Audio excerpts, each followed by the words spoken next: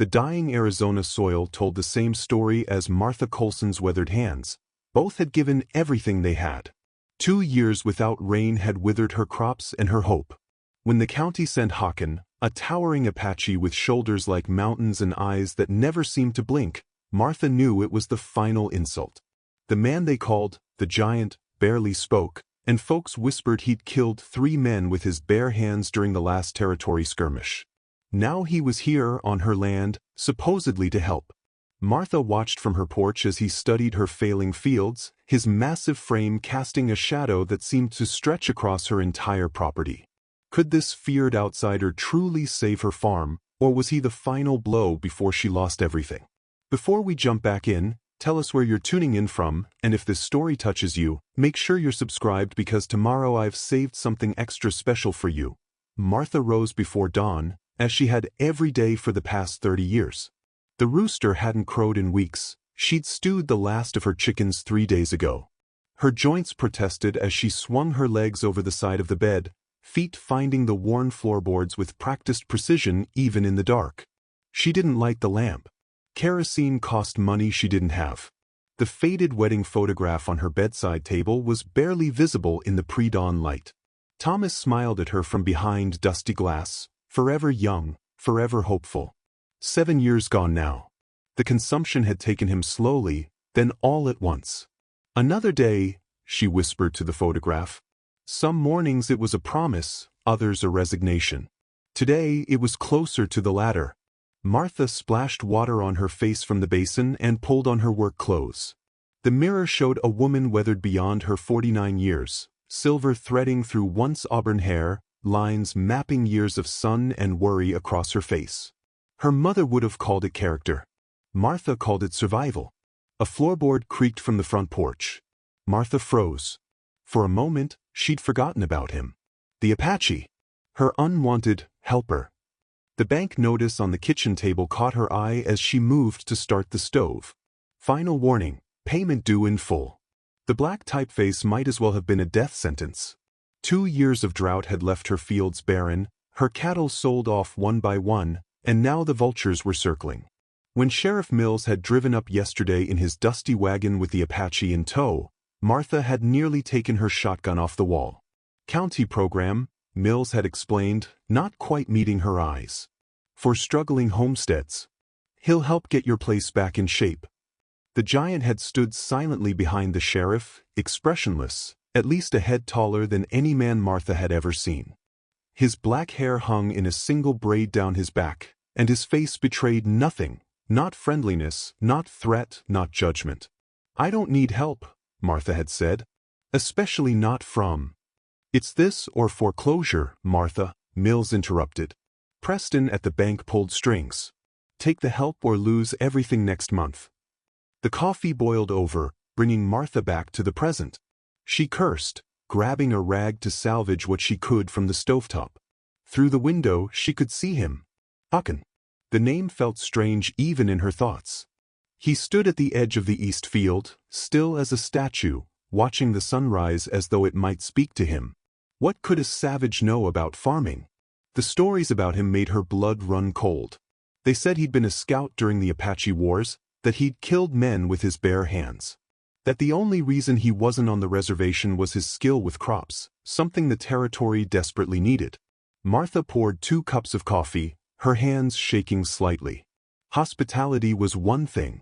Thomas had taught her that much. You fed those on your land even if you didn't want them there. But trust was another matter entirely. She pushed open the screen door, its hinges complaining loudly in the morning quiet. Hakan didn't turn. There's coffee, she said, her voice sounding harsh in the dawn stillness. If you want it. Still he didn't move. Martha was about to turn back inside when he finally spoke, his voice deep but surprisingly soft. The soil is dying. Martha clutched the doorframe. You think I don't know that? 2 years without proper rain will do that. Hakan turned then, his dark eyes meeting hers. Not just from lack of water. From the way it has been treated. Anger flared in Martha's chest. My husband and I worked this land for 23 years. Don't you dare. The land speaks. Most have forgotten how to listen. He walked toward her with a surprisingly light step for such a large man. When he reached the porch, he took the offered cup without another word. Martha fought the urge to step back. Up close, he was even more imposing, shoulders broad as an oak beam, hands that could easily wrap around her entire forearm. But it was his eyes that unsettled her most, ancient eyes that seemed to see right through her defenses. "I'll show you around after breakfast," she said stiffly, "though I don't know what good it'll do. This land's been cursed these past years." Hakan sipped his coffee, looking out over the withered fields. "No such thing as cursed land," he said finally. "Only forgotten land." Martha didn't know what to make of that, so she said nothing. As the sun climbed higher, casting long shadows across what remained of her farm, she couldn't shake the feeling that everything was about to change, for better or worse, she couldn't say. Breakfast was a silent affair, cornmeal mush that Martha stretched with extra water.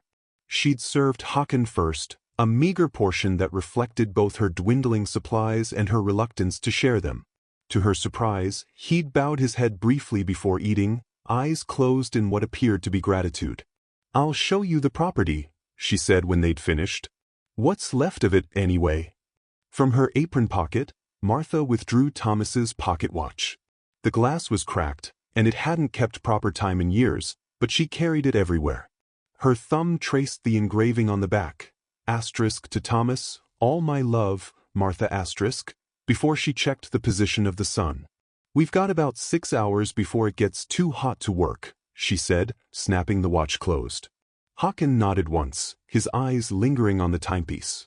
Martha felt suddenly self-conscious and tucked it away. The tour was brief and depressing. The east field, once lush with corn, lay barren and cracked. The west field had yielded a pathetic wheat crop last season, barely enough to feed herself through winter. The south field, smallest but once her pride with its vegetables and herbs, was now just dust and withered stalks. "The well still has water," she explained as they passed the stone structure, "but it's dropping. I've been hauling buckets to keep the kitchen garden alive, but there's not enough for the fields." Hakan knelt by a patch of soil, crumbling it between his massive fingers, bringing it to his nose to smell, even tasting a small pinch. Martha looked away, embarrassed by the intimacy of the gesture. "The county says you're good with crops," she said, breaking the silence. "But I don't see how anyone can make this land produce again without rain." "The water is here," Hakan said. "It is just hiding." Martha scoffed.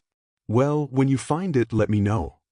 They reached the barn, its red paint faded to a dull pink, the roof missing shingles from the last big windstorm. Inside was a sorry collection of rusted tools, empty stalls where horses had once stood, and a small workshop where Thomas had spent winter evenings repairing equipment. "I sold most of the livestock last year," Martha explained. "Kept one milk cow until last month when she went dry." Hakan moved through the space silently, examining tools, running his hand along workbenches, looking up at the rafters. He stopped at Thomas's workbench, where a collection of broken implements awaited repairs that would never come. "These can be fixed," he said, lifting a hoe with a splintered handle. Martha felt a surge of irritation. "I know they can. I just haven't had time."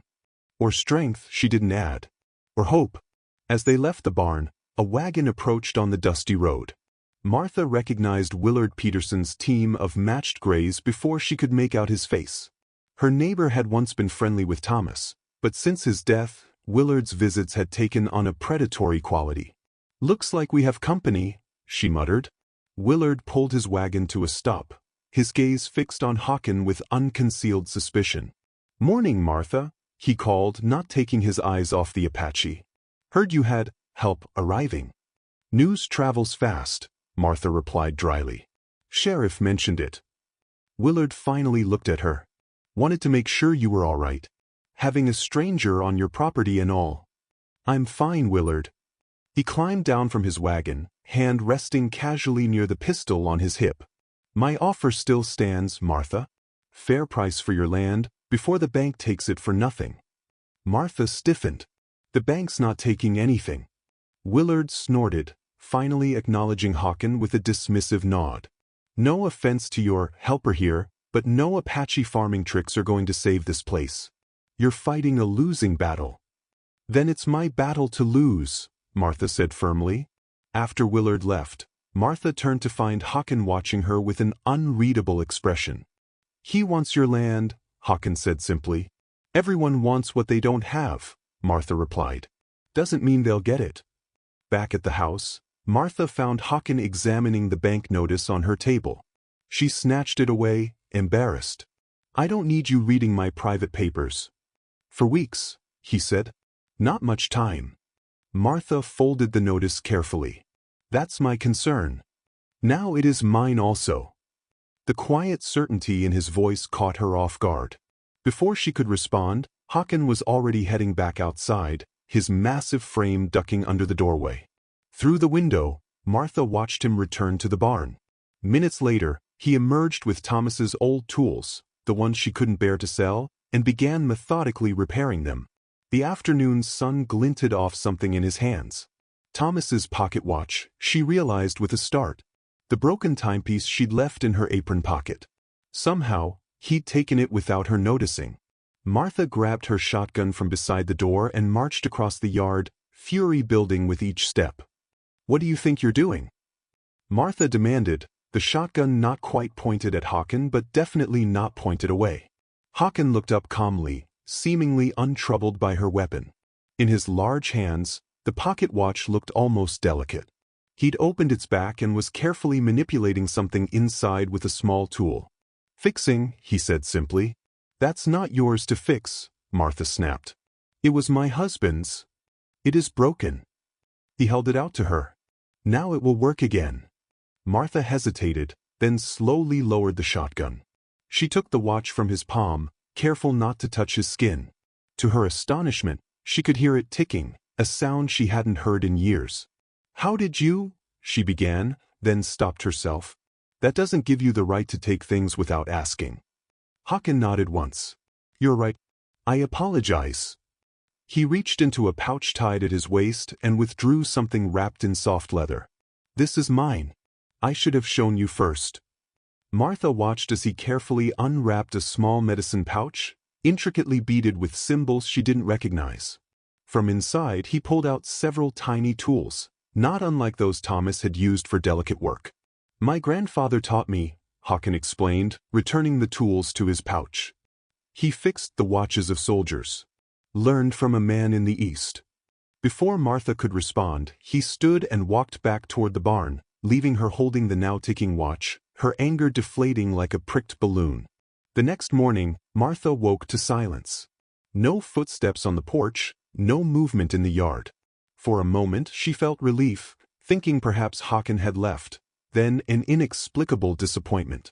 She found him at the furthest edge of the property, kneeling beside a dry stream bed that had once fed into her irrigation ditches.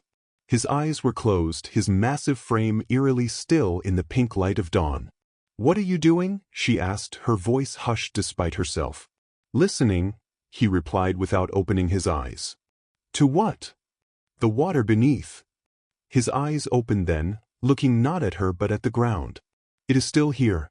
Just deeper now. Martha sighed. We dug 3 wells last year. Came up dry each time. You dug in the wrong places. Hakan rose to his feet in one fluid motion. The water flows like a snake underground. You must follow its path. Before she could argue, he was already walking along the stream bed, stopping occasionally to press his ear to the ground. Martha followed, not sure whether to be hopeful or exasperated. When they reached the fence line separating her property from Willard's, Hakan stopped abruptly. This must go, he said, pointing to a section of fence Thomas had built 5 years earlier. Absolutely not, Martha protested. That keeps Peterson's cattle from wandering onto my land. It also stops the water, Hakan insisted. The flow is blocked. That's ridiculous. Water doesn't care about fences. But Hakan was already examining the ground around the fence posts. The soil is different here. Compacted wrong. When rain comes, it runs away instead of soaking in. Well, when rain comes, we'll discuss it, Martha said firmly. Until then, the fence stays. 2 days later, Martha hitched up her wagon for her monthly trip to town. She'd been putting it off, dreading the pitying looks and whispered conversations that would follow her through the streets of Copper Springs. "I'll be back by sundown," she told Hakan, who was sorting seeds he'd collected from her kitchen garden. "Stay out of trouble." The general store was her first stop. Mr. Humphrey greeted her with forced cheerfulness. "Martha, how are you holding up out there?" "Well enough," she replied, handing him her short list of necessities: flour, salt, coffee, kerosene. "Heard you got yourself an Apache helper," Humphrey said casually, though his eyes sparked with curiosity. "Big fellow, they say." "News travels fast," Martha muttered. "Folks are concerned, is all. Man has a history." Martha felt a surprising surge of defensiveness. "He fixes things. Hasn't caused any trouble." Humphrey leaned forward. "They say he killed 3 men during that skirmish at Eagle Pass. Broke one fella's neck with his bare hands." "People say a lot of things," Martha replied coolly, though the words sent a chill through her. Her next stop was the bank, where Preston, the manager, kept her waiting 30 minutes before seeing her. His office was cool and dark, a stark contrast to the heat outside. "Mrs. Colson," he greeted her without standing. "I assume you've come about the loan." Martha placed a small pouch of coins on his desk. "It's not the full payment, but it's something." Preston didn't touch the money. "I'm afraid partial payments aren't acceptable at this stage. As the notice stated, full amount or foreclosure proceedings begin." "I just need more time," Martha said, hating the pleading note in her voice. "The county program sent help. We're making improvements." "Ah yes, the Apache." Preston's thin lips curved in what might have been a smile. "How progressive of you to accept him." Martha returned home as the sun was setting, her mood as dark as the gathering clouds on the horizon. The wagon rattled over the uneven ground, each bump sending a jolt of pain through her aching back. She nearly drove past her own property. Where the morning had shown only a barren stretch of dirt along the eastern fence line, there was now a careful arrangement of stones, dozens of them, some as large as her torso, positioned in a pattern she couldn't make sense of. The fence was gone. Martha yanked the reins hard, bringing the wagon to an abrupt stop. She found Hakan by the well, drinking water from a ladle. "What have you done?" she demanded, gesturing toward the stone formation. "Where's my fence?" "Water needs path," he said simply. "Fence stopped water. Stones will guide it." "You had no right." Martha's voice rose with her anger. "That fence was built by my husband." "Dead husband's fence or living woman's farm," Hakan replied, his calm only fueling her rage. "You choose." Martha grabbed the nearest tool, a rake, and marched toward the stone formation. "I'm putting it back. All of it." Hakan didn't try to stop her as she began frantically pushing at one of the larger stones. It didn't budge. She switched to a smaller one, managing to roll it a few inches before her strength gave out. Tears of frustration burned in her eyes. "This is my land," she said, her voice breaking. "Mine and Thomas's. You can't just change it."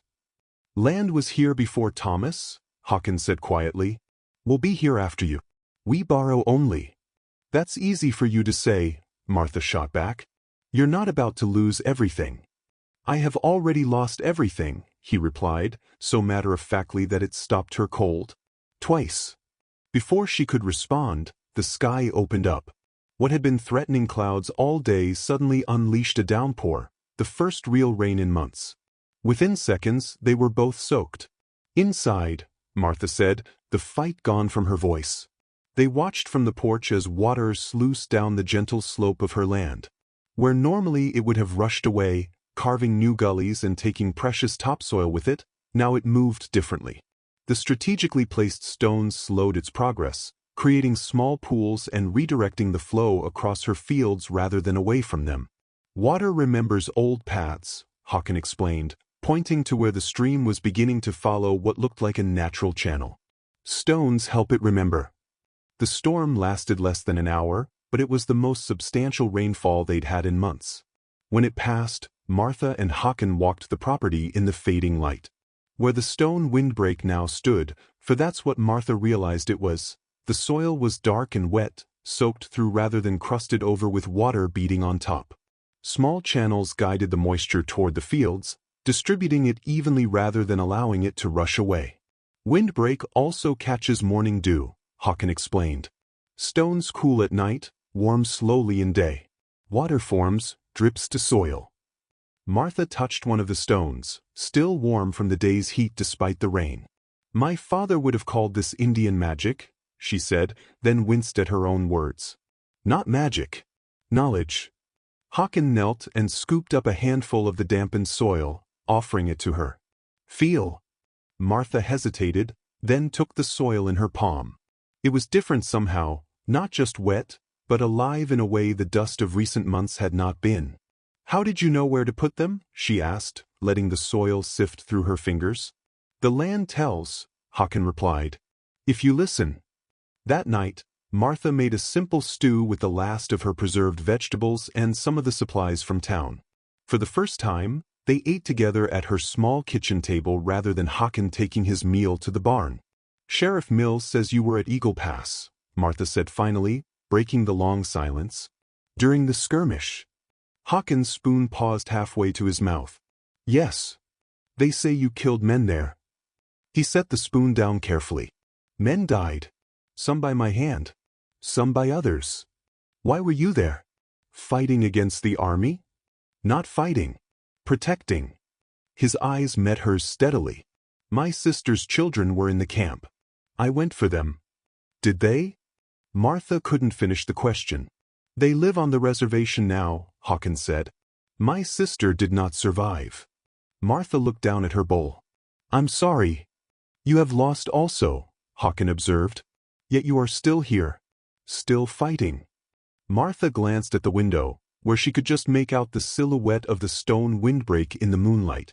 For the first time since he'd arrived, she felt something other than resentment toward the giant in her kitchen, something almost like hope. We'll see if your stones work, she said, but there was no bite in her words. If they don't, you're rebuilding my fence. A week after the rainstorm, Martha woke to find Hakan kneeling in what had once been her vegetable garden. The soil, which had been cracked and lifeless for months, now appeared darker, more yielding. In his massive hands, he held something small and precious-looking. What are you planting? She asked, wrapping her shawl tighter against the morning chill. Hakan opened his palm to reveal 3 different types of seeds. The 3 sisters, he said. Corn, beans, squash. They grow together, help each other. Martha frowned. It's too late in the season for corn. This corn knows the desert, Hakan replied. Grows fast, needs less water. He pointed to the smallest seeds. Beans climb corn, give back to soil what corn takes. Squash leaves cover ground, keep moisture in, weeds out. My grandmother used to plant that way, Martha admitted. Called it companion planting. Hakan nodded. Many names, same wisdom. Martha watched as he carefully created small mounds in the soil, each about 2 feet apart. Into each, he placed a corn seed, surrounded it with bean seeds, and then positioned squash seeds at the edges of the mound. The soil still looks too dry, Martha observed skeptically. Underground is wet now, Hakan said. Roots will find it. Despite her doubts, Martha found herself kneeling beside him, helping to create the mounds. Her knees protested and her back ached, but there was something satisfying about working the soil again with purpose rather than desperation. By midday, they had planted a 1/4 acre, a small plot, but more than Martha had dared to hope for this season. Hakan produced a small pouch of what looked like crushed shells and bone meal, sprinkling a pinch on each mound. For strength, he explained. Martha nodded, remembering how Thomas had saved eggshells to crush into the soil. Some wisdom was universal, it seemed. 2 days later, Preston from the bank arrived unannounced, his smart buggy looking out of place in her dusty yard. He wore a city suit despite the heat, sweat darkening the fabric under his arms. Mrs. Colson, he greeted her stiffly. I've come to inspect the property. Martha wiped her hands on her apron. Didn't know inspections were part of our arrangement. Given your unusual approach to addressing your debt, the bank feels it prudent to assess the viability of your operation. His eyes drifted to where Hakan was constructing another stone formation at the edge of the newly planted field. I see your helper is making changes. My partner is implementing improvements, Martha corrected him, surprising herself with the word. Would you like to see them? Preston's thin lips pressed into an even thinner line. Partner? I understood he was assigned by the county program. He was. Now we're working together. Martha led Preston around the property, pointing out the stone windbreaks, the newly planted field, and the irrigation channels Hakan had begun digging to better distribute what little water they had. Preston took notes in a small book, his expression revealing nothing. These methods are unorthodox, he commented. They're working, Martha replied. The soil's holding moisture for the first time in 2 years. Mrs. Colson, Preston said, closing his notebook with a snap, while I admire your determination, I must be frank. A quarter-acre of experimental crops won't save this ranch. The bank requires significant progress within 3 weeks, or we'll have no choice but to proceed with foreclosure. After Preston left, Martha found Hakan by the well, drawing water for the new seedlings. The careful optimism she'd been nurturing withered in the face of Preston's dismissal. It's not enough, she said flatly. He's right. A quarter-acre won't save us. Hakan continued filling his bucket. Today quarter-acre. Tomorrow more. We don't have tomorrow, Hakan. We have 3 weeks. That evening, Sheriff Mills stopped by, ostensibly to check on their progress but clearly curious about the rumors circulating in town. Folks are talking about your stone formations, he said, accepting a cup of coffee. Peterson's been saying you're practicing pagan rituals out here. Martha snorted. Willard wouldn't know a farming technique from a fence post. Maybe so, but he's got the ear of the county commissioner. Mills glanced toward the barn where Hakan was working. How's it really going, Martha? For a moment, she considered lying, putting on a brave face as she had for years. Instead, she showed Mills the newly sprouting field, the improved soil structure, the clever water-saving techniques Hakan had implemented. It's not enough yet, she admitted, but it's more hope than I've had in 2 years. Mills nodded thoughtfully. The Apache ways do work in this land. Always have. He hesitated. Martha, there's something you should know about this county program. What about it? It wasn't designed to save failing ranches, Mills said uncomfortably. It was meant to ease the transition. Document traditional techniques before the old ways disappear entirely. Martha stared at him. You mean they sent Hakan here expecting us to fail? Mills couldn't meet her eyes. I'm just saying, don't count on extensions from the county or the bank. After he left, Martha found Hakan in the barn, sorting through a collection of seeds he'd gathered from wild plants around the property. Each type was carefully separated and stored in small cloth pouches. Why didn't you tell me, she demanded, about the real purpose of the county program? Hakan's hands stilled. Would you have let me stay if you knew? Martha stood in the doorway of the barn, Hakan's question hanging in the air between them. Would she have let him stay if she'd known the truth about the county program? No, she admitted finally. I wouldn't have. Hakan nodded, accepting her honesty without offense. The program's purpose was wrong, but my purpose was not. And what is your purpose? Martha asked, leaning against the doorframe. To teach. To remember. He gestured to the seeds before him. Knowledge should not die. Martha entered the barn fully, taking a seat on an upturned crate across from him. Why me? Why my farm? Your soil remembers, he said simply. Just needs to be reminded. Despite her lingering anger at the deception, Martha found herself curious about the careful collection of seeds. What are these? Desert plants. Food, medicine, some for soil. He handed her a small pouch. This one brings back nutrients cattle take away. Their conversation was interrupted by a low rumble of thunder. Both looked up sharply. Unexpected rain was too precious to waste. The catchments, Hakan said, already rising to his feet. They worked side by side in the sudden downpour, positioning barrels beneath the corners of the roof where rainwater streamed down, digging quick trenches to channel runoff toward the planted field, reinforcing the stone formations that slowed the waters. path across their land. By the time the short storm passed, they were both soaked and muddy, but the precious rainfall had been captured and directed where it was most needed. Martha pushed wet hair from her face, surprised to find herself laughing as Hakan slipped in the mud, his massive frame landing with a spectacular splash. To her greater surprise, he laughed too, a deep, rich sound she hadn't heard from him before. That evening, Martha rummaged through an old trunk, searching for dry clothes. At the bottom, wrapped in faded gingham, she found her mother's recipe book. The leather-bound volume had survived the journey west, through drought and prosperity, weddings and funerals. Its pages were stained with decades of use, the handwriting varying from her grandmother's elegant script to her mother's practical notations to Martha's own additions. When Hakan came in from checking the new field, Martha had the book open on the table, a small lamp burning beside it. "My mother's recipes," she explained, running her fingers over the familiar pages.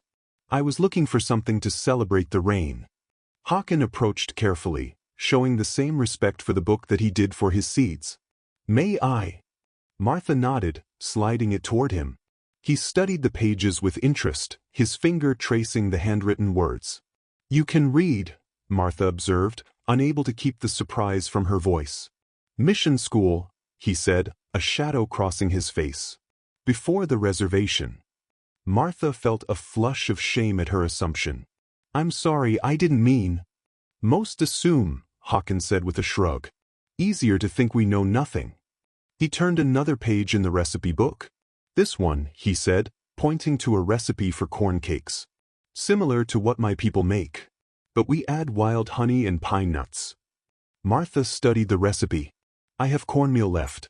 No honey, though." "I know where to find some." The next morning, Hakan returned from an early walk with a small clay pot of dark honey. "Wild bees," he explained. "In the canyon rocks."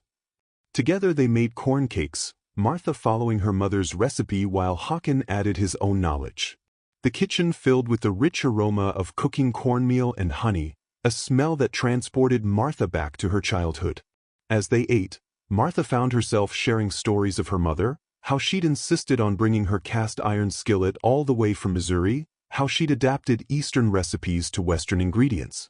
"She would have liked your three sisters planting," Martha admitted. "She always said plants should grow together like family." "Wise woman," Hakan commented. "She was." Martha hesitated. "What about your family? Besides your sister, I mean." Hakan was quiet for so long that Martha thought he wouldn't answer. Finally, he said, "My grandmother taught me farming. My grandfather taught me tools and fixing. My father taught me hunting." His voice grew softer. "All gone now. I'm sorry." "Their knowledge lives," he said, nodding toward the window where the first green shoots were just visible in their newly planted field. "That is something." When Martha visited town again the following week, she brought Hakan with her. The stares and whispers followed them down the main street, but Martha held her head high, introducing Hakan as her partner to anyone who asked.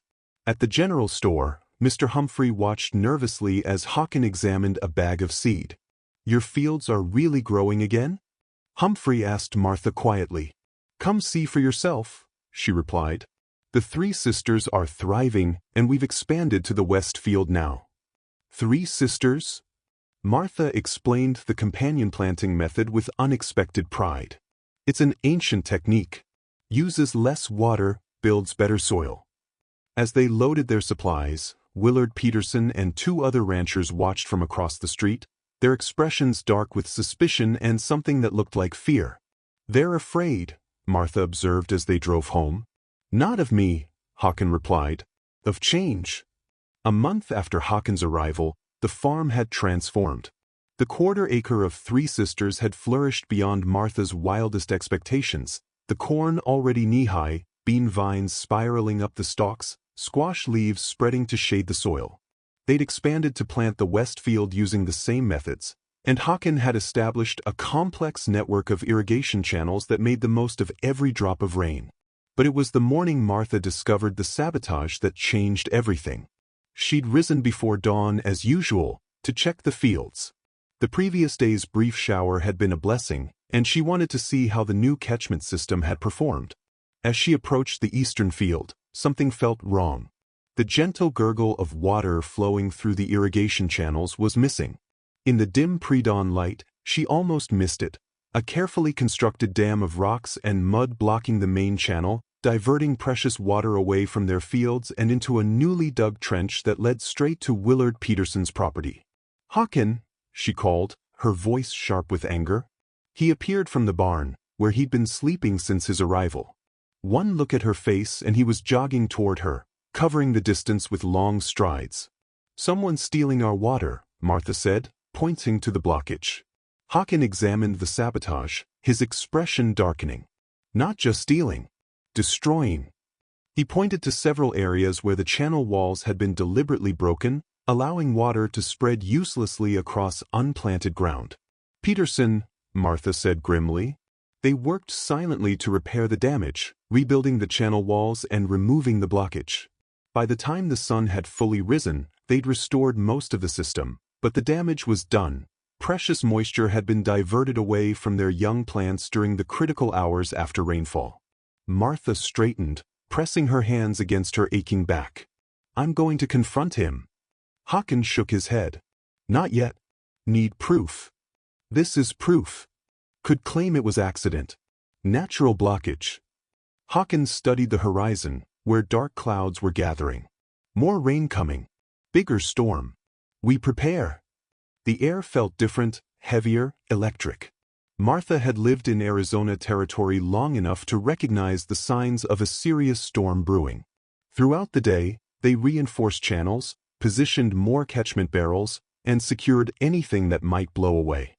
By late afternoon, the sky had turned an ominous greenish-black. Wind whipped across the fields, bending the young corn stalks almost to the ground. "Inside," Hakan said as the first massive drops began to fall. "Not safe out here." They barely made it to the house before the storm hit with full force. Rain lashed the windows, driven sideways by howling wind. Thunder crashed overhead, so close it rattled. The dishes in Martha's cupboard. "I've never seen it this bad," Martha said, peering through the window at her violently swaying fields. Hakan stood beside her, his massive frame a reassuring presence in the storm-darkened house. "Land needs this. Big cleansing." A particularly vicious gust rattled the entire house.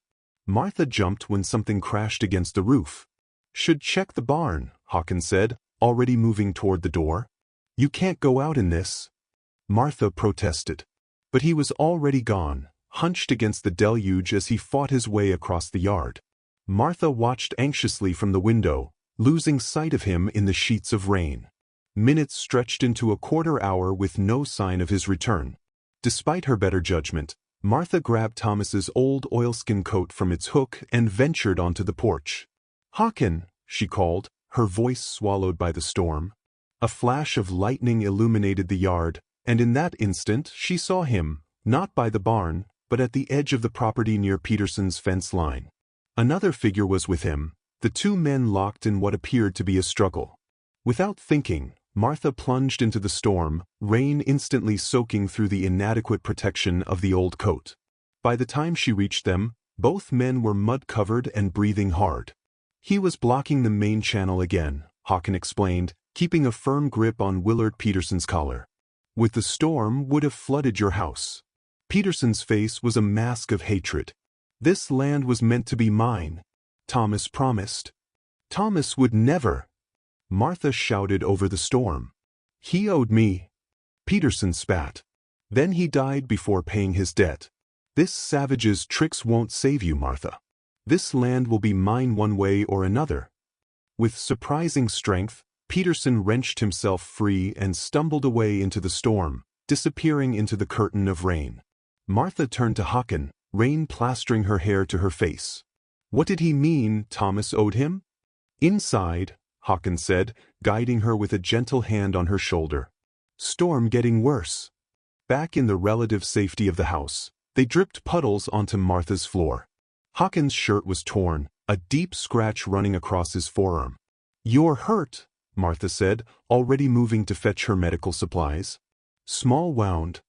Hakan waved it away, but sat obediently while she cleaned and bandaged the cut.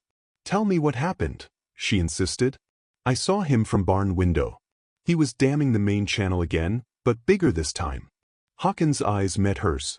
With this rain, water would back up, flood fields, maybe reach house. Martha's hand stilled. He was deliberately trying to flood us out? The implications sank in slowly. This wasn't just sabotage, it was a calculated attempt to destroy everything they'd built.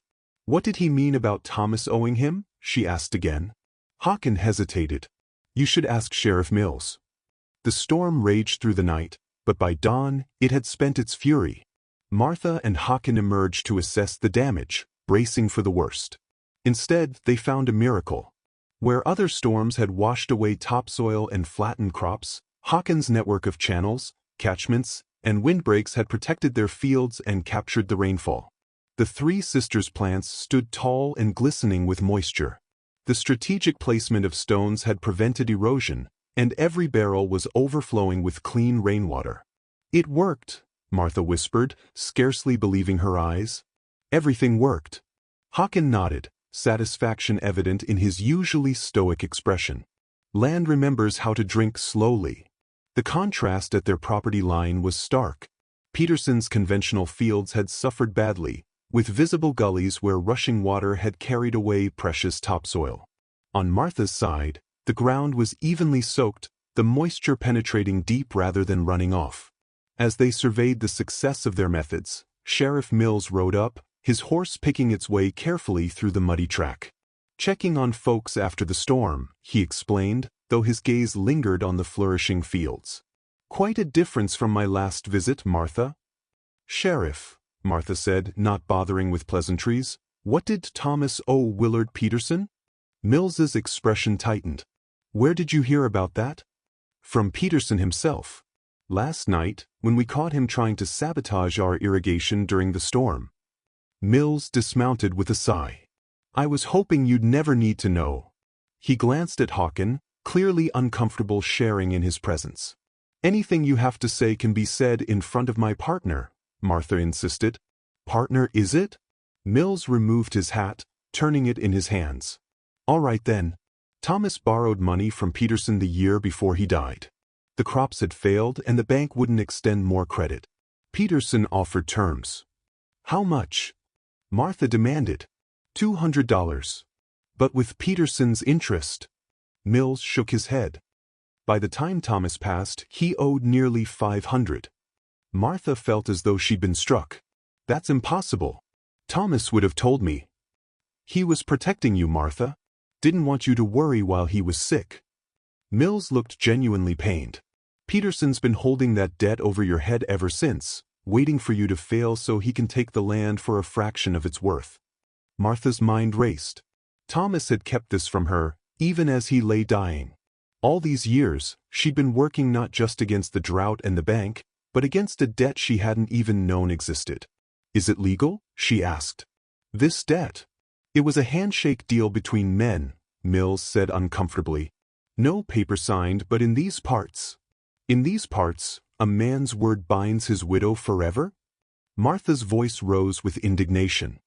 Even for loans she knew nothing about? I'm just telling you how Peterson sees it, Mills said defensively. And how many in town will see it too? After the sheriff left, Martha paced the porch, fury and betrayal warring within her.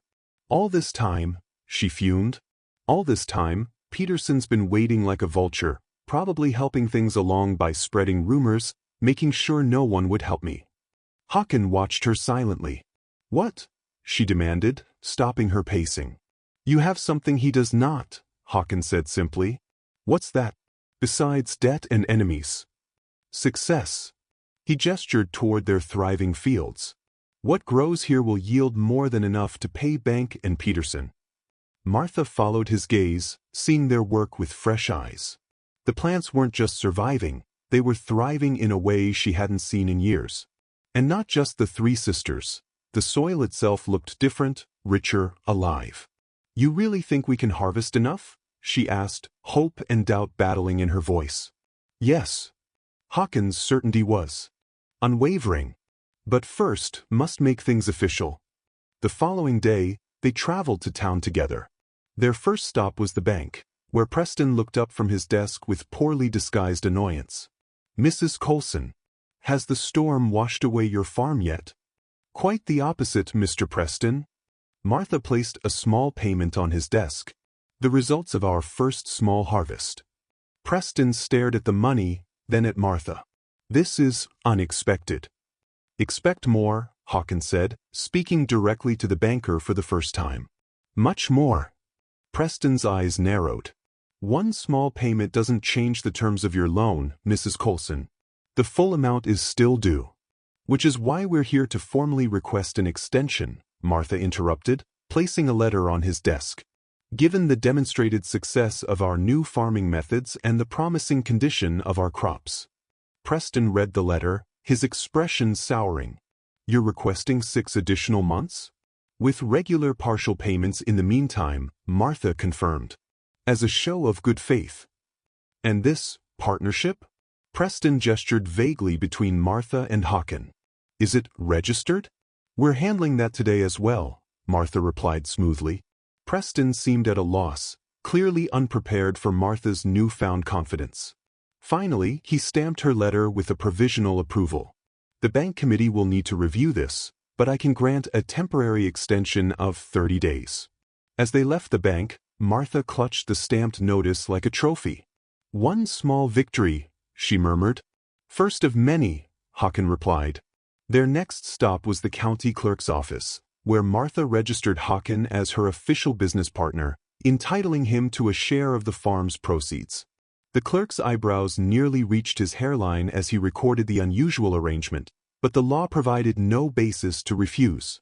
As they stepped back onto the boardwalk, Martha felt lighter than she had in years. "Let them gossip about that," she said with grim satisfaction.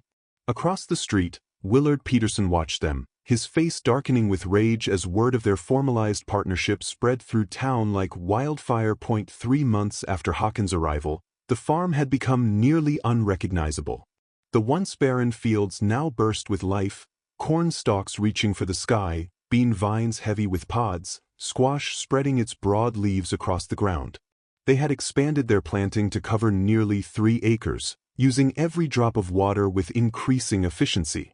Martha stood at the edge of the eastern field, watching as Hakan demonstrated a new irrigation tool he'd carved from cedar wood. The curved implement directed water with precision, allowing them to control exactly where moisture reached.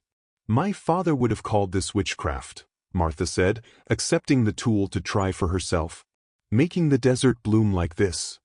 "Not witchcraft," Hakan replied, adjusting her grip on the tool. "Old knowledge. Before fences and property lines." Martha had grown accustomed to his way of speaking, sparse but meaningful, each word carefully chosen. When they'd first met, she'd mistaken his economy of language for simplicity. Now she recognized the depth behind it. "Show me again," she said, positioning the tool as he'd demonstrated. Their hands brushed as he corrected her technique, and Martha felt an unexpected warmth that had nothing to do with the Arizona sun. She stepped away quickly, focusing intently on the irrigation channel. That evening, as they sat on the porch watching the sunset paint the sky in impossible colors, Martha found herself studying Hakan's profile. The man who had arrived as a stranger, viewed with fear and suspicion, had become essential to her world. Not just for his knowledge or labor, but for his quiet presence, his unwavering certainty that the land could be healed. "Teach me some of your language," she said suddenly. Hakan looked surprised, then pleased. "What words?" "Useful ones. For farming. For living here." Over beans and cornbread, Hakan taught her Apache words for water, soil, seed, growth. Martha stumbled over the unfamiliar sounds, and for the first time, she heard Hakan laugh fully, a rich, deep sound that transformed his serious face. "What's so funny?" she demanded, though she was smiling too. "You said the plant is urinating instead of growing," he explained, eyes crinkling with amusement. Martha felt her cheeks warm. "Well, you're not much better with English articles," she retorted, then softened. "We could help each other." In the weeks that followed, they established a new evening ritual. After dinner, Martha would read aloud from one of Thomas's old books while Hakan listened attentively. Then he would teach her words in his language, patiently correcting her pronunciation. Sometimes he shared stories of his childhood in the mountains, of his grandmother's wisdom about plants, of ceremonies that honored the changing seasons. "How did you learn so much about farming?" Martha asked one evening. "Even before the mission school? My people farmed these lands for many generations," Hakan explained. "Not like white settlers, no single crops in straight lines. More like," he gestured toward their fields, "this. Working with land, not against it." He hesitated, then added, "Before reservations, before soldiers came, my family grew food in high desert valleys. My grandmother knew how to read the stars for planting times, how to call water from deep places." "Call water?" Martha asked. Hakan rose and motioned for her to follow. In the tool shed, he showed her several implements he'd crafted: curved wooden tools for irrigation, stone markers for planting patterns, woven baskets for gathering. "These help us work with water's nature," he explained. "Not forcing, guiding." Martha ran her fingers over the smooth wood, marveling at the craftsmanship. "You made all these?" "My hands remember what my grandfather taught." There was pride in his voice and something else, a quiet certainty that these traditions deserved to continue. Martha thought of her mother's recipe book, the knowledge passed through generations of her own family. Different traditions, but the same reverence for what came before. A few days later, Sheriff Mills brought unexpected news. "Peterson's been talking to the Territorial Water Commissioner," he warned, "claiming you're diverting water that should flow to his property." Martha frowned. "That's ridiculous. We're just capturing rainwater more efficiently." "May not matter," Mills said grimly. "Water rights are tricky out here. And Peterson has friends in Phoenix." After Mills left, Martha found Hakan reinforcing one of the stone windbreaks. "We need to prepare for more trouble," she told him, relaying the sheriff's warning. Hakan nodded, unsurprised. "Men like Peterson fear what they don't understand." "It's not just Peterson," Martha said. "It's the whole system. The banks, the water rights, everything's set up for men like him." "Then we show results they cannot ignore," Hakan replied. "Next harvest will speak louder than Peterson's words." Martha wished she shared his confidence. That night, she couldn't sleep, worrying about Peterson's machinations and the fragility of their progress. She sat at the kitchen table with a cup of tea, Thomas's pocket watch ticking steadily beside her. The door opened softly, and Hakan entered, ducking his head beneath the frame. "You should rest," he said, his deep voice gentle in the quiet house. "So should you," she replied. He joined her at the table, his large frame making the kitchen chair look like a child's seat. Without speaking, he began to carve a small piece of wood with a pocket knife, his movements precise and practiced. "What are you making?" Martha asked. "A gift," he said simply, continuing to work. They sat in comfortable silence, the only sounds the scrape of his knife and the ticking of Thomas's watch. Martha realized that something fundamental had shifted between them. The man she had once feared and resented had become someone she trusted completely, someone whose presence brought comfort rather than tension. When Hakan finally rose to return to the barn, he placed the finished carving on the table, a small but perfect replica of their first successful Three Sisters mound, each plant rendered in loving detail. "For remembering," he said, "when difficulties come." Martha closed her fingers around the carving, feeling the smooth wood warm against her palm. "Thank you," she whispered. Their eyes met in the lamplight, and Martha felt something pass between them, something unspoken but powerful. Then Hakan nodded once and ducked back through the doorway, leaving Martha alone with the wooden carving and the unfamiliar fluttering in her chest. The midpoint of the growing season brought both promise and peril. Their first small harvest had yielded enough to make another payment to the bank, and Preston had grudgingly extended their loan by another 30 days. The main fields were thriving, with the corn standing taller than Martha had ever seen, beans climbing vigorously up the stalks, and squash spreading protective shade over the soil below. "We should show people," Martha suggested one morning as they inspected the flourishing crops. "Let them see what's possible." Hakan considered this, then nodded. "Good idea. Knowledge should spread." They invited several neighboring farmers to visit the following week. Despite lingering prejudice, curiosity won out, and 5 families arrived to see the transformation for themselves. "It's like looking at someone else's land," remarked Sam Thornton, whose own fields had struggled for years. "Never seen crops this healthy in a drought year." Martha guided the visitors through their methods, explaining the 3 sisters' planting, the water catchment systems, and the stone windbreaks. Hakan demonstrated the hand-carved irrigation tools, showing how they directed water precisely where needed.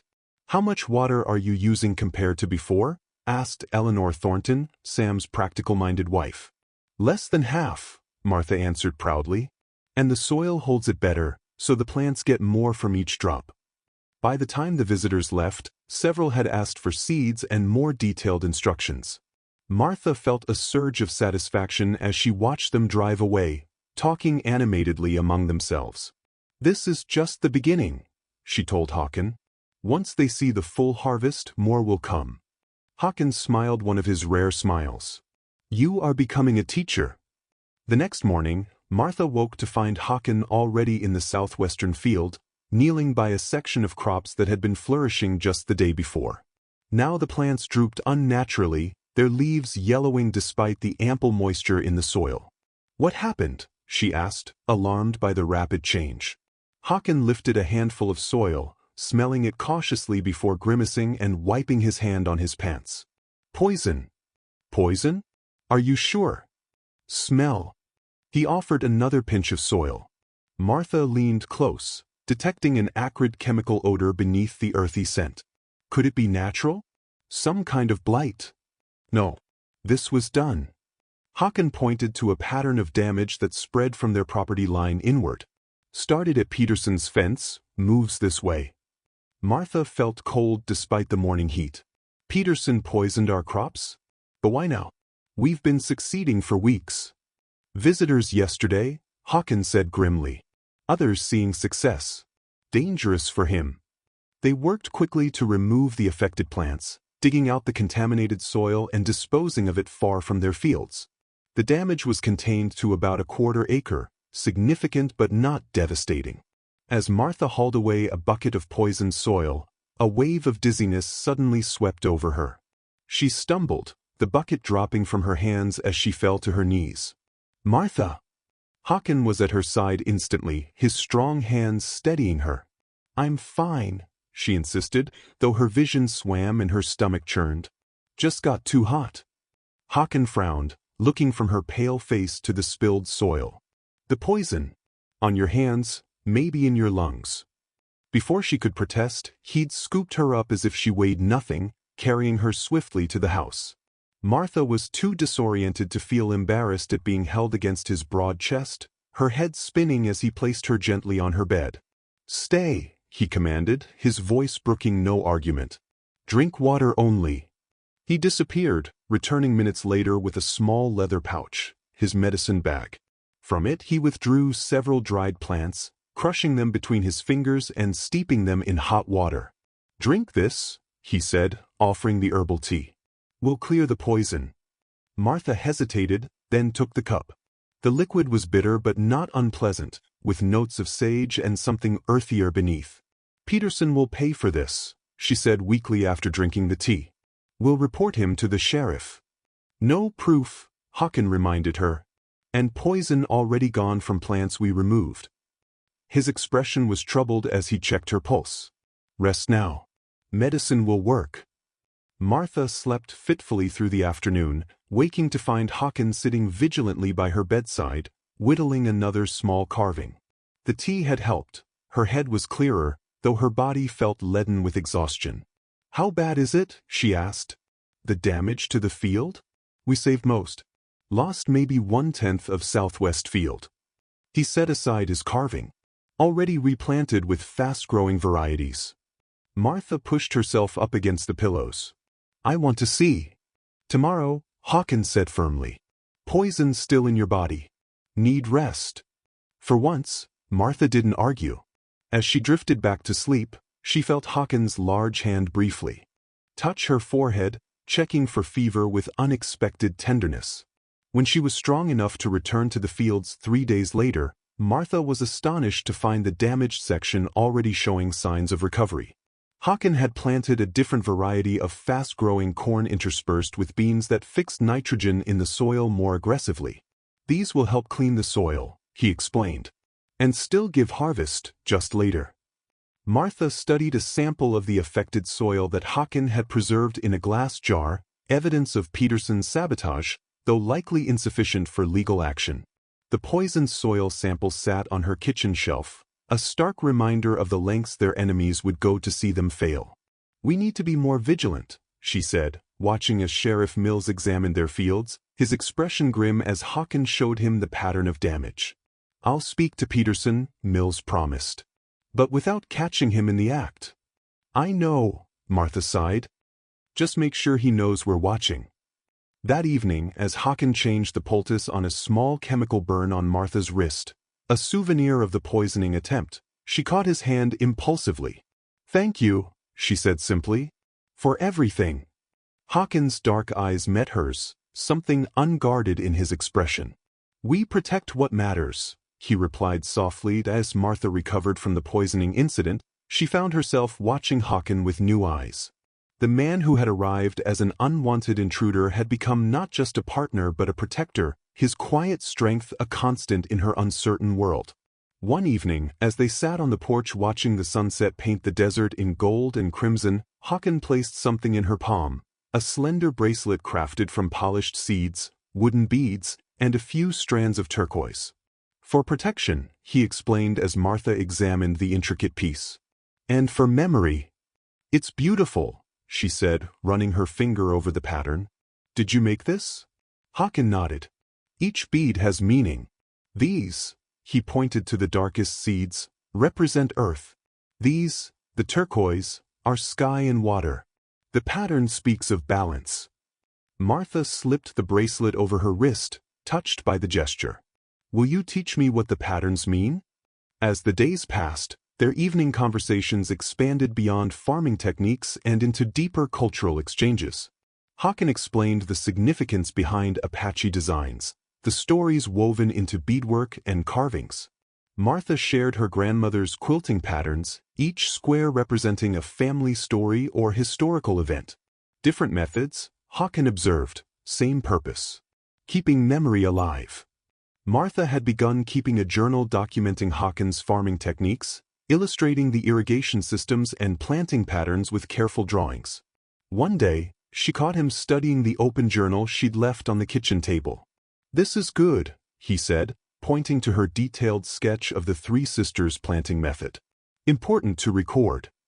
"I thought," Martha began hesitantly, "that perhaps we could share these methods more widely. Create a small guide for other farmers." Hakan's expression was unusually animated. "This knowledge belongs to those who will use it wisely." Word of their success continued to spread.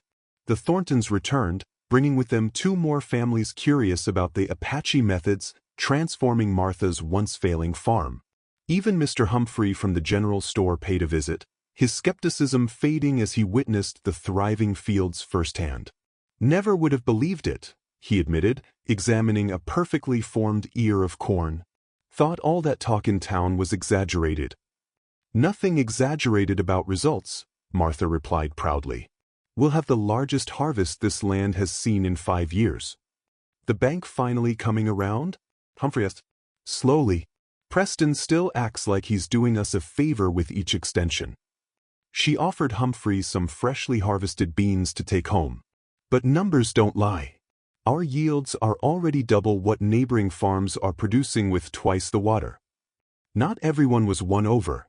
Willard Peterson and his closest allies maintained their hostility, spreading rumors that the Apache methods were based on pagan rituals that would bring misfortune to anyone who adopted them.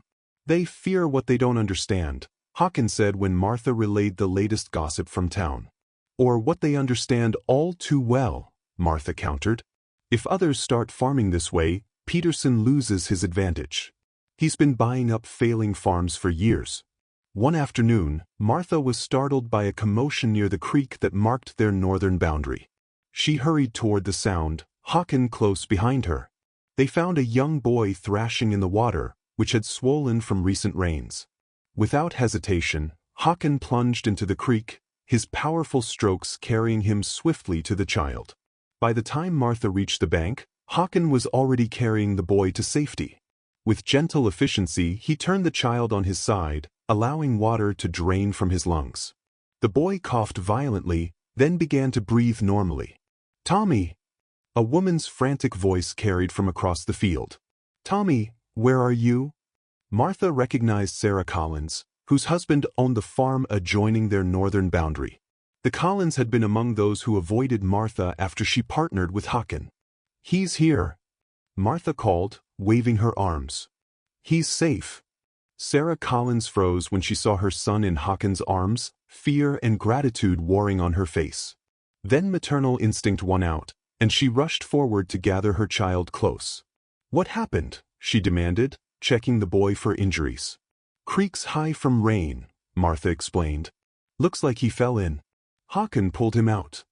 Sarah looked up at Hakan, who stood dripping and silent nearby. "You saved him?" Hakan nodded once. "Thank you," Sarah whispered, clutching her son tighter. "I don't know what I would have done if—" Her voice broke.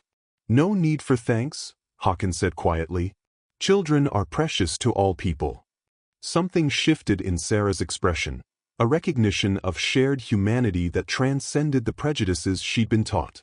Would your herbs help with his cough? I've heard you know remedies." Later, as Hakan prepared a mild tea for the boy, Sarah watched with cautious interest rather than suspicion. Martha explained some of their farming methods, and to her surprise, Sarah listened attentively. "James, my husband, he's been struggling with our south field," Sarah admitted. "Nothing grows right there anymore." "Soil's probably depleted," Martha explained. "Needs to be planted differently, with crops that give back to the earth." By the time the Collins left, Sarah had asked if James could visit to learn more about their methods. "He's stubborn," she warned, "but seeing is believing, and our farm won't survive another bad year." That evening, Martha found Hakan by the creek where he'd rescued the boy, performing what appeared to be a quiet ritual with water cupped in his hands. "Blessing?" she asked softly, not wanting to interrupt. "Gratitude," he corrected. Water gave back the child's breath. "I give thanks." Martha touched the beaded bracelet on her wrist, a tangible symbol of the bridge forming not just between her and Hakan, but between two ways of seeing the world that Martha's life had fallen into a comfortable rhythm. Each morning, she and Hakan checked the fields together, making adjustments to irrigation channels and examining plants for signs of distress or disease. Their days were filled with purposeful labor, their evenings with conversation and planning. The farm was flourishing beyond her wildest hopes, and for the first time in years, Martha felt secure in her future. Then the letter arrived. Sheriff Mills delivered it personally, his expression uncharacteristically grim. "From the Territorial Land Office," he explained. "Thought I should bring it myself." Martha broke the official seal, her hands steady until she began reading. By the second paragraph, the paper trembled visibly. "This can't be right," she whispered.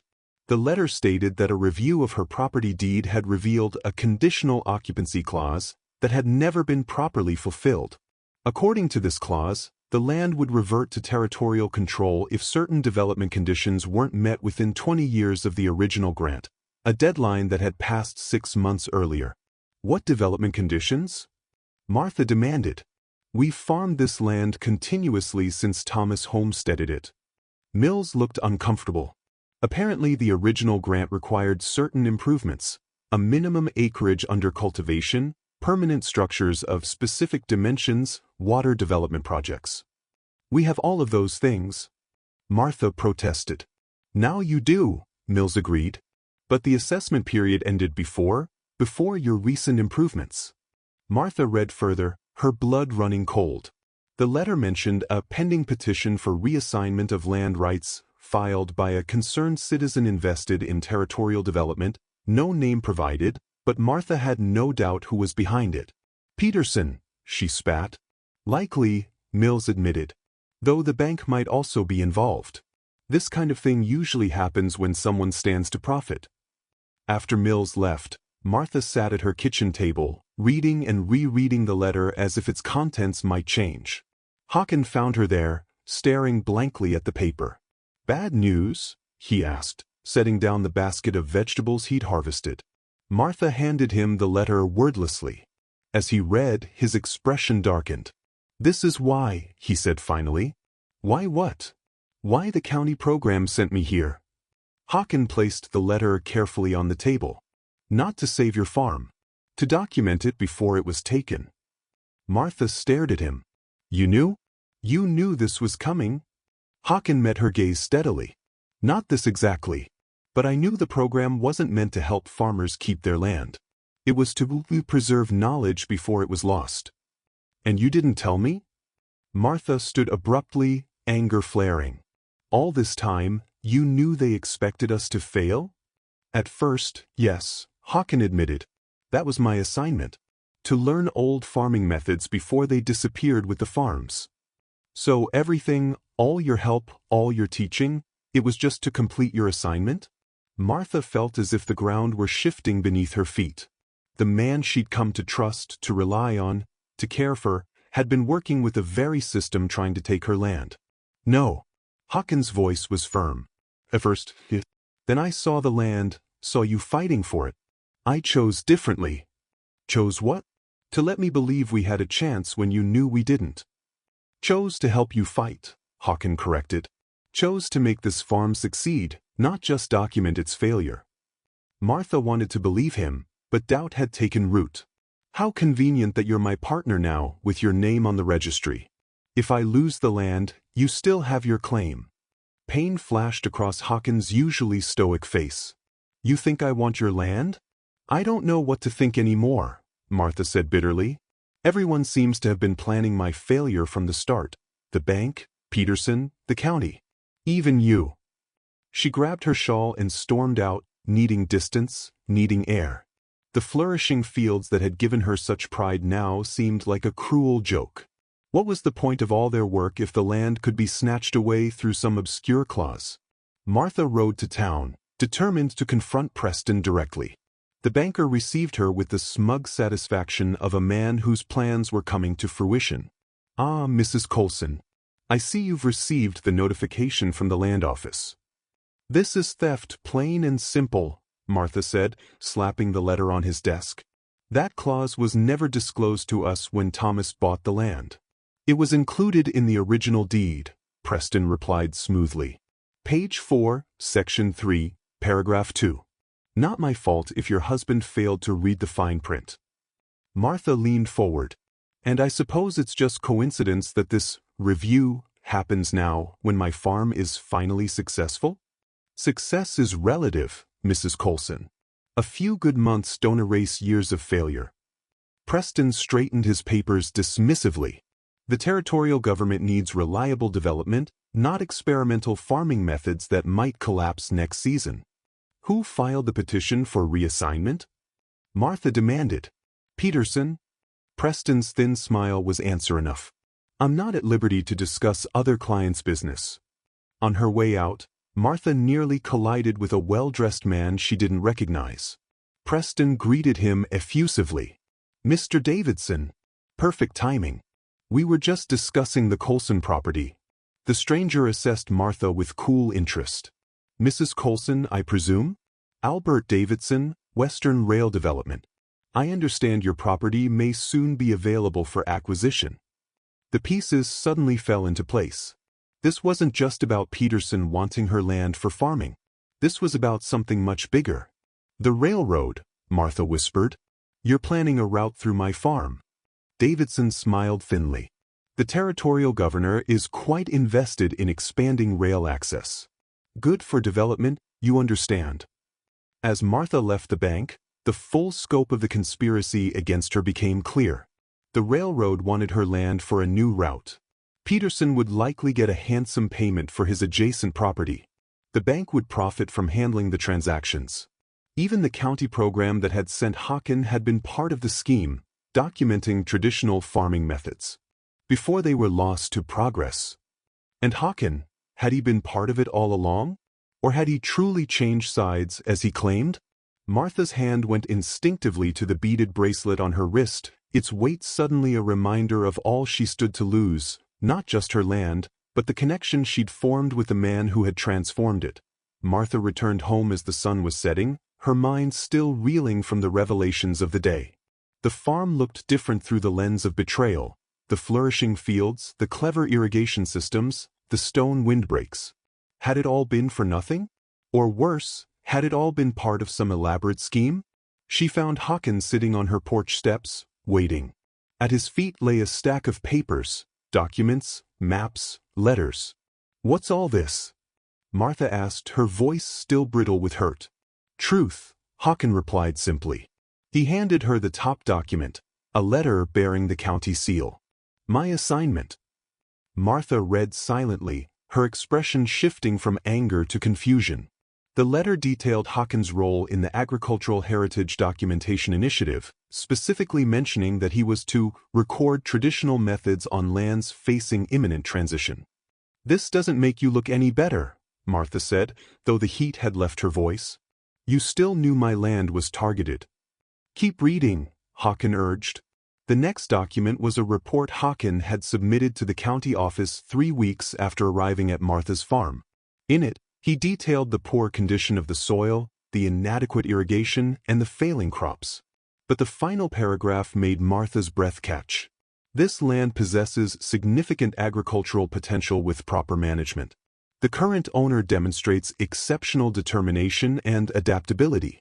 I recommend immediate reclassification from transition imminent to preservation candidate status. "You tried to save my farm from the beginning," Martha said softly. Hakan nodded. County officials ignored the recommendation. Railroad plans were already in motion. The remaining papers revealed the full scope of the conspiracy. Maps of the proposed rail line cutting directly through Martha's property. Minutes from a territorial development meeting where Preston, Peterson, and Davidson had discussed the Colson acquisition months before Hakan's arrival.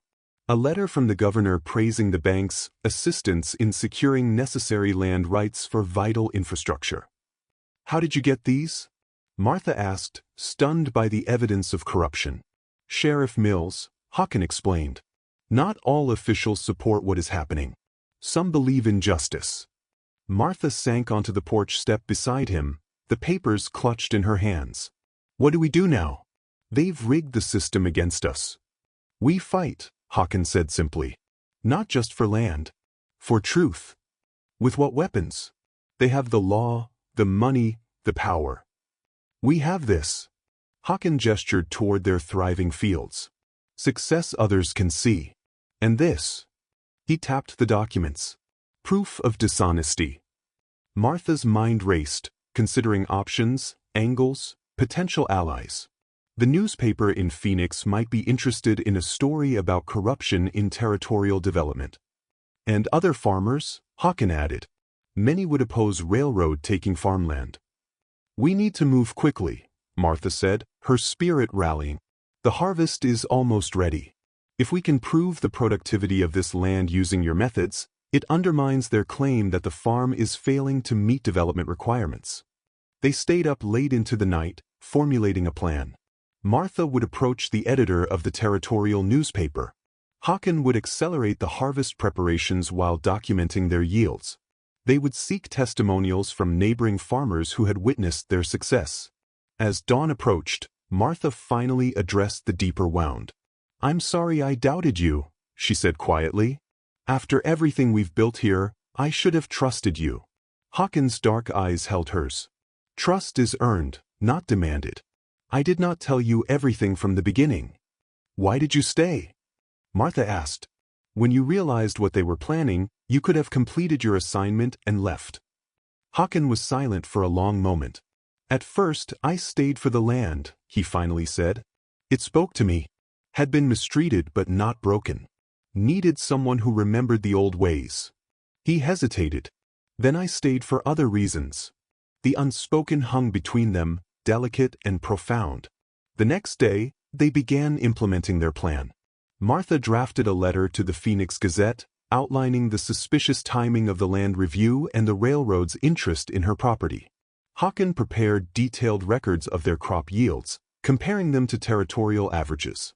Word of their situation spread quickly through the small farming community. By midday, 3 neighboring families had arrived at Martha's farm: the Thorntons, the Collins, and even old Walter Jenkins, who had farmed the next valley for 40 years. Heard about the railroad scheme, Sam Thornton said grimly. They'll be coming for our lands next if they succeed with yours. Sarah Collins nodded. James says we need to stand together or we'll all lose everything. Walter Jenkins spat into the dust. My daddy fought Apaches when he first settled here, he said, glancing at Hakan. Now I'm standing with one against thieves in fancy suits. Times do change. By evening, they had drafted a petition opposing the fraudulent seizure of productive farmland for speculative development. Every adult present signed, with promises to gather more signatures from throughout the county. It's a start, Martha said as their neighbors departed.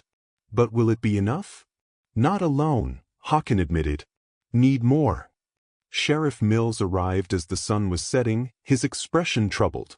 Preston's called in territorial marshals, he warned. Claims there might be civil unrest when they serve the final notice. They'll be here within the week. That soon? Martha felt panic rising. The harvest isn't ready. We need more time to prove what this land can produce. Then we harvest what we can now, Hakan said decisively. Work through night if necessary. Mills nodded. I'll spread the word. Might be able to get you some help. As the sheriff rode away, Martha turned to Hakan, fear and determination warring within her. They're going to take everything we've built. Hakan took her hand, his calloused palm warm against hers. Not everything, he said softly. Some things cannot be taken. Martha's fingers tightened around his. We'll fight, she agreed. Together. The next days passed in a blur of urgent activity. Word spread through the farming community about Martha and Hakan's plight, and to Martha's astonishment, people began to arrive. Neighbors she barely knew, farmers from distant homesteads. Even townspeople who had previously avoided her. They came with wagons and tools, strong backs and willing hands. My daddy always said the railroad was the devil's business, explained Eleanor Thornton as she helped harvest corn. Taking folks' land with fancy papers and government friends.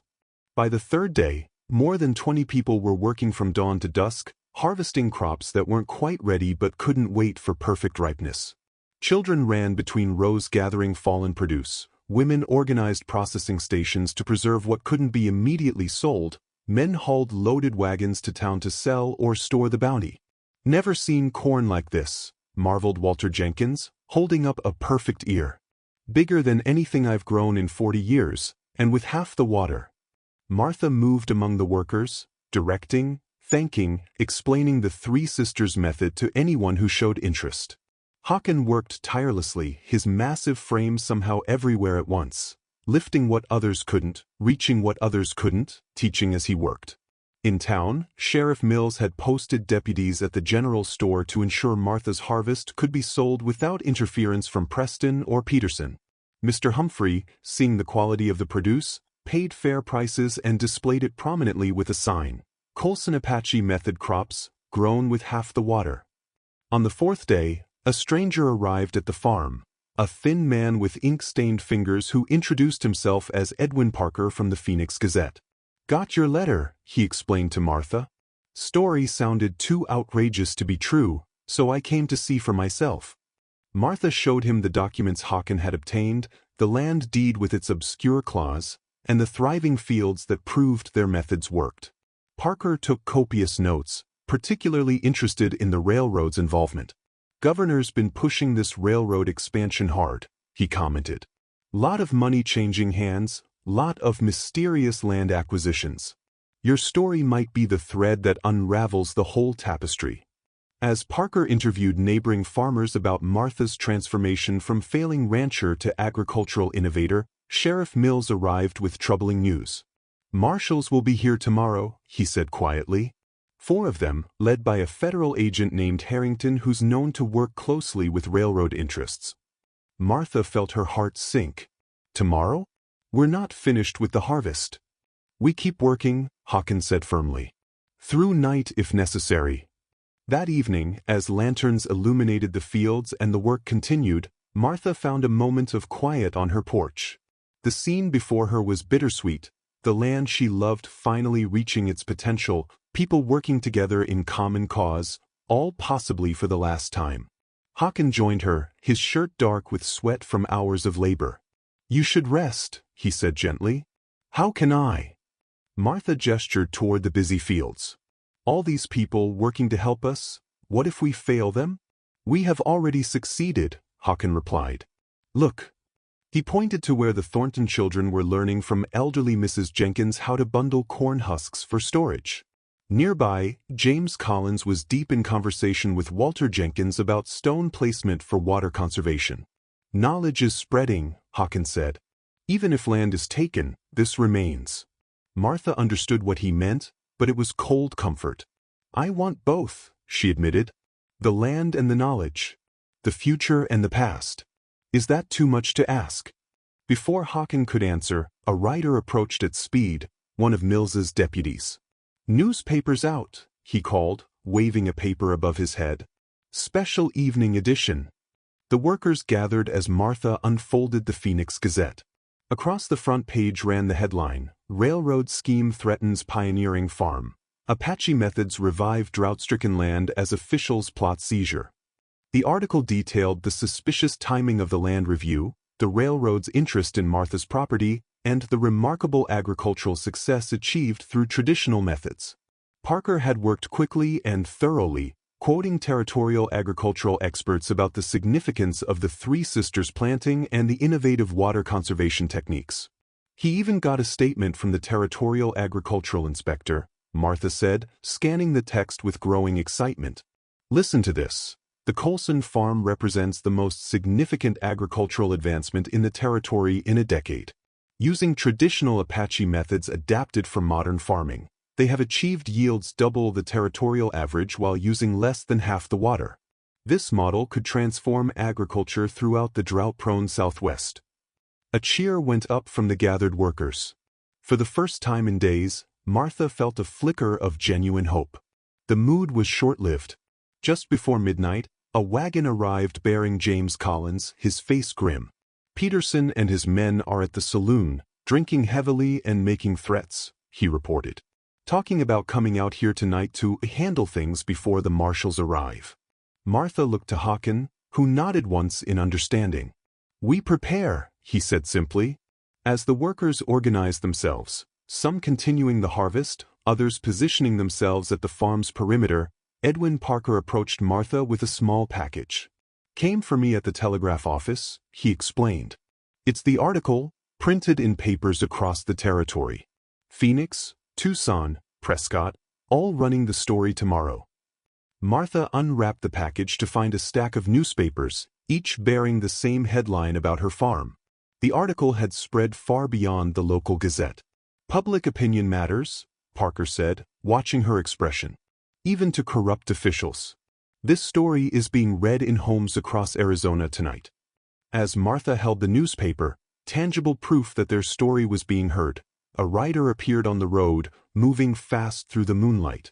"They're coming," someone shouted. "Peterson and his men." Martha stood at the edge of her property, the newspaper clutched in her hand, Hakan a solid presence beside her. Whatever happened next, the truth about her farm was now a matter of public record. Their methods, their success, their fight, all preserved in black and white for others to learn from. "No matter what," she said quietly to Hakan, "we've already won something important." Hakan's hand found hers in the darkness. "Yes," he agreed. "But we will win more." Peterson arrived with 6 men, all mounted and carrying torches that flickered ominously in the darkness.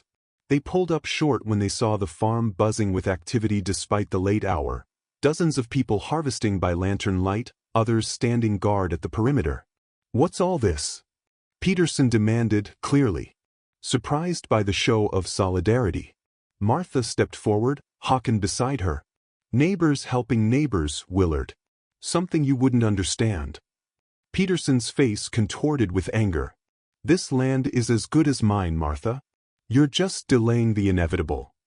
"That's not for you to decide," Martha replied, her voice steady despite her racing heart.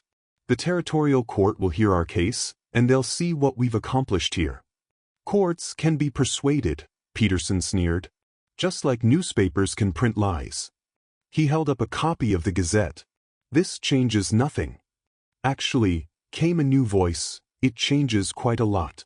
Sheriff Mills rode up with 3 deputies, positioning themselves between Peterson's men and the farm workers. "Evening, Willard. Bit late for a social call, isn't it?" Peterson's confidence faltered slightly. "Just checking on a business matter, Sheriff." "With torches and armed men?" Mills shook his head. "Looks more like intimidation to me. I suggest you head back to town, sleep off whatever you've been drinking at the saloon." For a tense moment, it seemed Peterson might challenge the sheriff.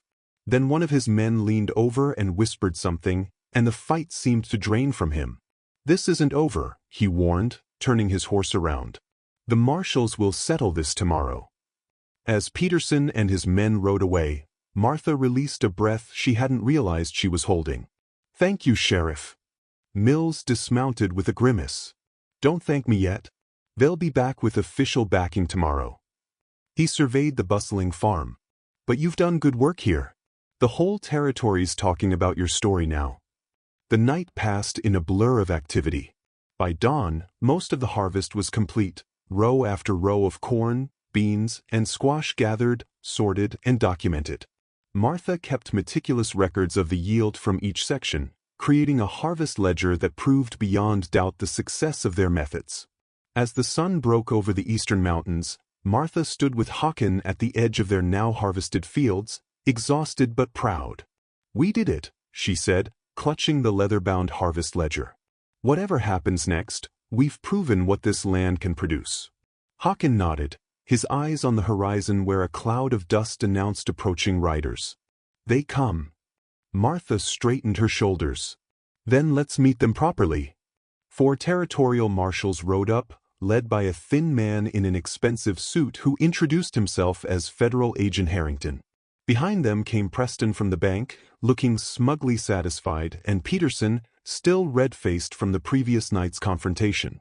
"Mrs. Colson," Harrington began without preamble, "I have a warrant for inspection and potential seizure of this property under Territorial Statute 47B, regarding unfulfilled development conditions." Martha held her ground. "I'm aware of the claim, Agent Harrington, and I contest it completely. My husband and I have continuously worked this land for 23 years.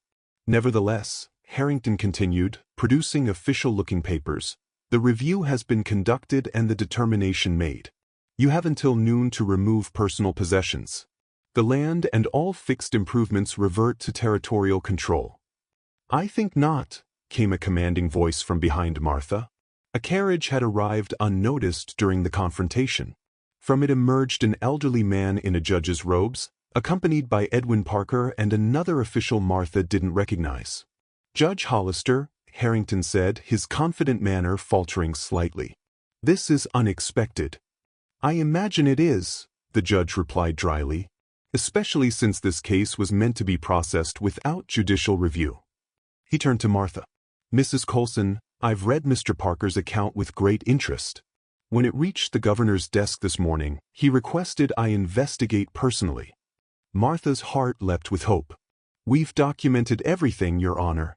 The yields, the water conservation methods, everything." The judge nodded. "So I see."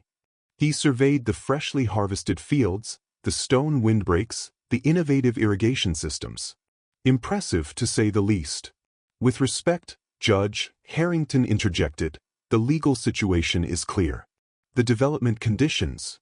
The conditions require productive use of the land for agriculture," Judge Hollister interrupted.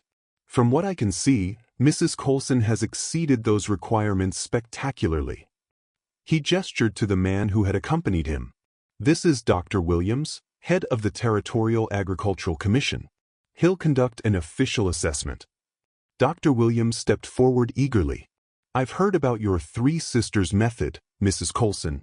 The newspaper mentioned remarkable water efficiency."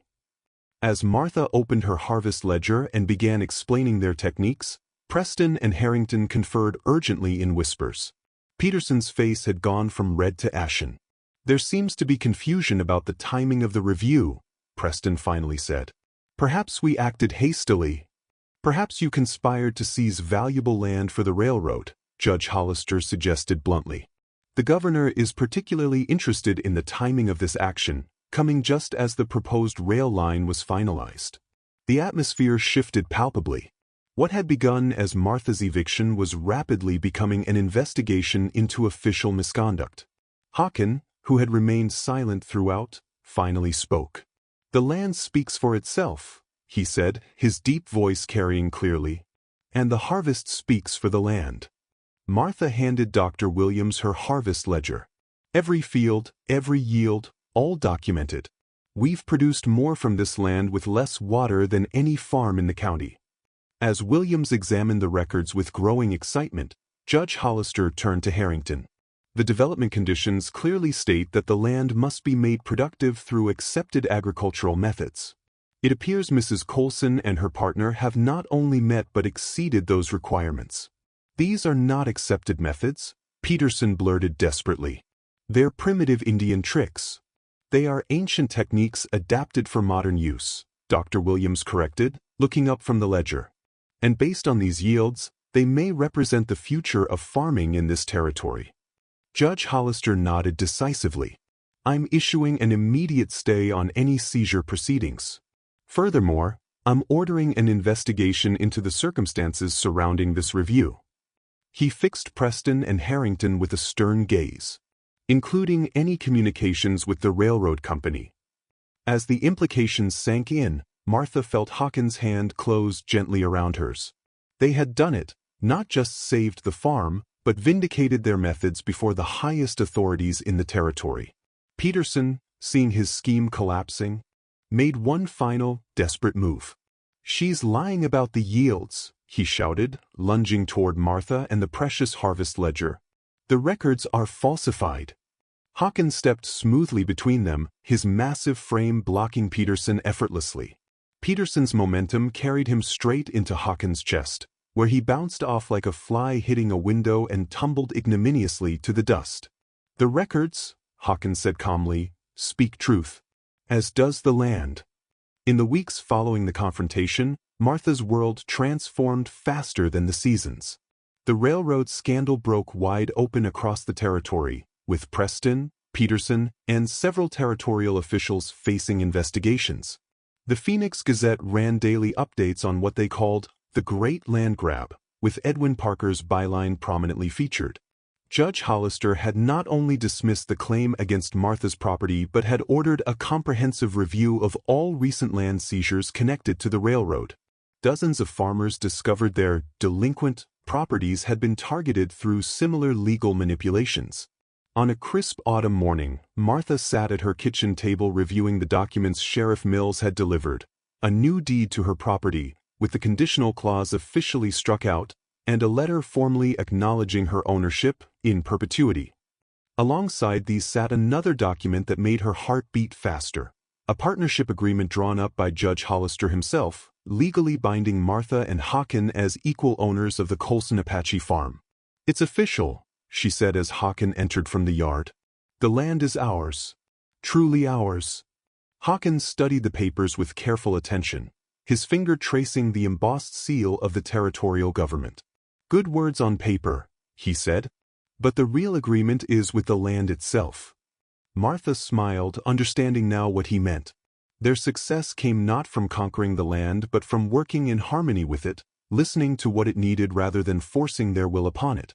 Dr. Williams had returned 3 times since the confrontation, each visit bringing more agricultural experts eager to document the Three Sisters method and the water conservation techniques. Martha's detailed records became the foundation for what Williams was calling a revolution in territorial farming practices. "They want us to present at the Territorial Agricultural Commission next month," Martha told Hakan, holding up Williams' latest letter. "To teach other farmers our methods." "Our methods," Hakan repeated, a rare smile lighting his face. "Good words." The phrase had become something of a private joke between them, Martha noting when Hakan used articles correctly, Hakan pointing out when she properly pronounced Apache words. Small moments of connection that had deepened into something neither felt the need to name but both treasured. That afternoon, they walked their fields together, not to work, for once, but simply to observe.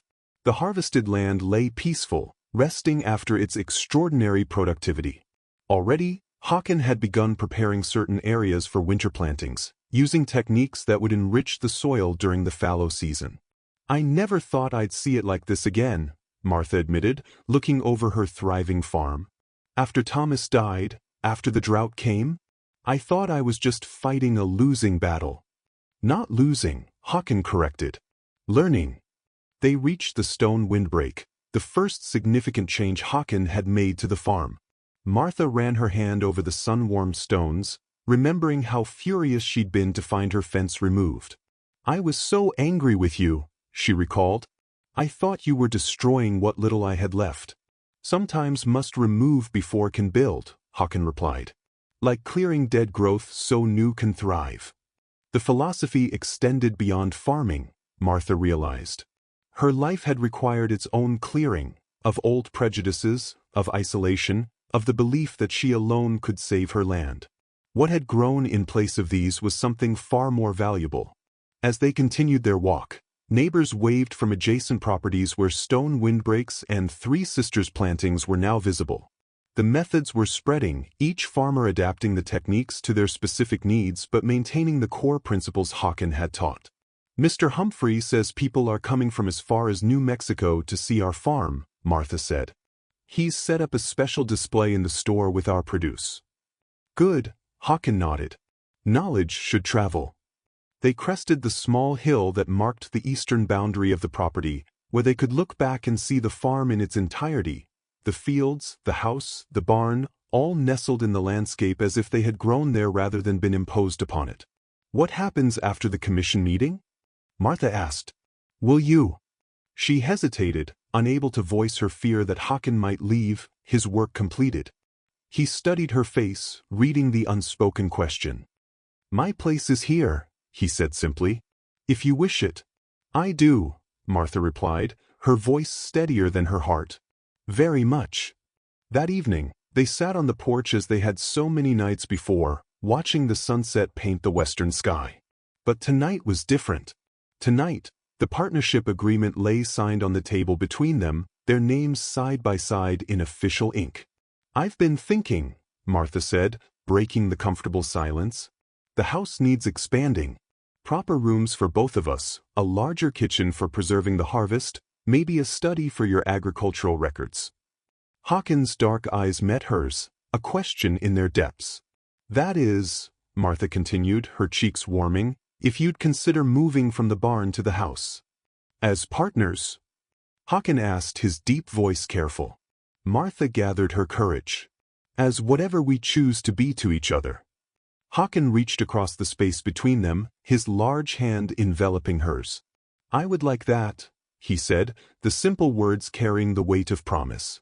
As night fell around them, Martha felt a sense of rightness settle in her bones. The land had brought them together, two unlikely allies united by common purpose.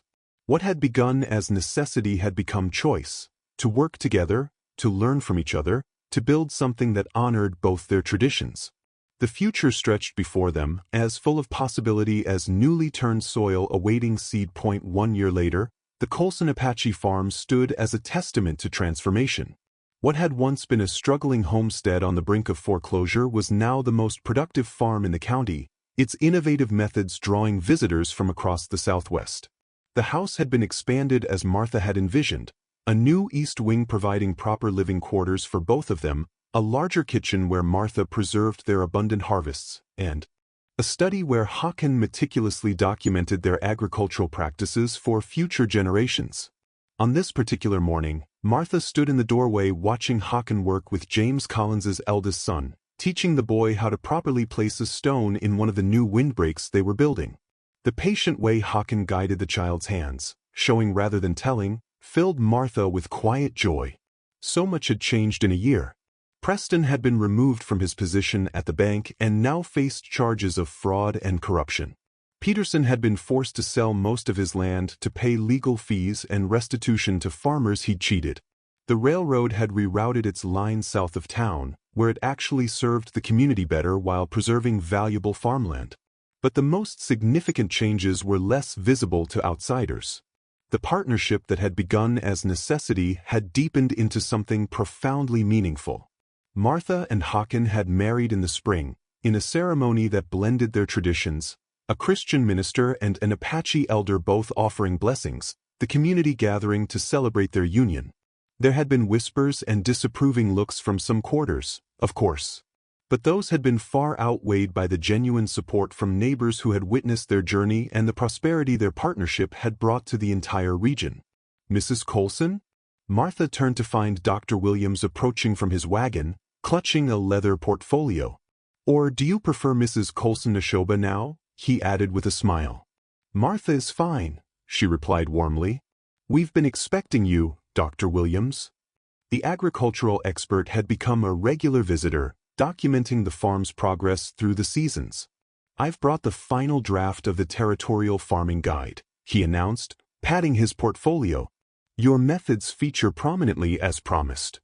Inside, Williams spread the documents on the kitchen table, detailed illustrations of the three sisters planting, diagrams of the stone windbreaks and water catchment systems, and comprehensive explanations of the principles behind each technique. "The territorial governor has authorized an initial printing of 5,000 copies, Williams explained proudly. "Every farmer in Arizona will have access to these methods." Hakan, who had joined them, studied the illustrations with approval. "Good drawings. Easy to understand." "That was essential," Williams agreed. "We wanted to ensure that even those who cannot read well can follow the visual guides." Martha felt a surge of pride as she turned the pages. Here was their knowledge preserved, not just Hakan's traditional methods or her family's farming experience, but the new approach they had created together, honoring both traditions while creating something uniquely their own. After Williams departed, Martha and Hakan walked to the newly prepared field where they planned to expand their planting for the coming season. At the edge of the turned soil, Hakan knelt and carefully placed a seedling, a rare variety of drought-resistant corn his grandmother had preserved through generations. "For the future," he said, gently tamping the soil around the tender plant. Martha joined him, her hands working alongside his to secure the seedling in its new home. "Our future," she agreed. The simple act held profound meaning for them both, a commitment not just to the land and to each other, but to the knowledge they would pass on. Already, neighboring farmers regularly sought their advice, and the Territorial Agricultural College had asked them to host student apprentices in the coming year.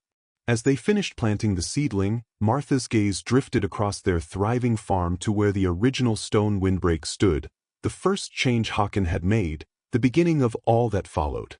The stones remained solid and purposeful, but now they were partially covered with flowering vines that Hakan had introduced, plants that attracted pollinators while still allowing the stones to perform their function. It was a perfect metaphor for what they had built together: practical purpose enhanced by beauty, tradition strengthened by adaptation, individual elements working in harmony to create something greater than the sum of its parts. The afternoon sun warmed Martha's shoulders as she stood beside Hakan, her hand naturally finding his. Her once weathered fingers had grown strong again, marked not just by labor but by purpose and hope. Like the land itself, she had been transformed, not by forgetting the past but by honoring it while embracing new possibilities. "The Thorntons are bringing their youngest to learn planting tomorrow," she said. "And Walter Jenkins wants to expand his windbreak design." "Good," Hakan nodded. Knowledge growing stronger. Around them, the farm hummed with life, crops growing in careful harmony, irrigation channels directing precious water exactly where needed, stone formations working with the natural contours of the land rather than against them. What had once seemed like the end of Martha's world had become a beginning instead, not just for her, but for the entire community. As they walked back toward the house, hand in hand, Martha reflected on the journey that had brought them here. The feared giant had indeed destroyed her farm as she had once known it, but only to help her build something far better in its place. A legacy of wisdom, adaptation, and connection that would endure long after both of them were gone. The dying Arizona soil had been reborn, just as Martha herself had been. Both had given everything they had, and both had been renewed by knowledge that was both ancient and new, by hands that were gentle yet strong, and by the power of two traditions joining to face the future together.